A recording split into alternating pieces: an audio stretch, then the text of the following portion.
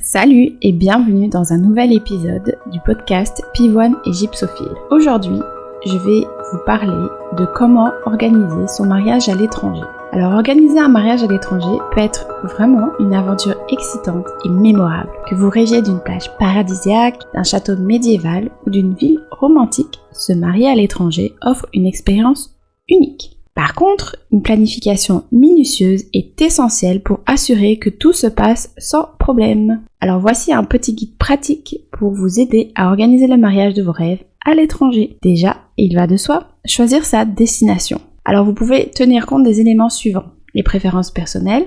Est-ce que vous préférez une destination tropicale, urbaine ou historique? La facilité d'accès, parce qu'il faut bien que les invités s'y rendent. Les formalités légales. Quelles sont les exigences pour se marier légalement dans ce pays? Alors pour les formalités administratives, chaque pays a ses propres lois et il vaut mieux se renseigner avant. Voir les documents requis. Généralement, il faut un passeport, des actes de naissance, parfois un certificat de célibat et ou faire une publication des bans. Il faut aussi parfois traduire ces documents.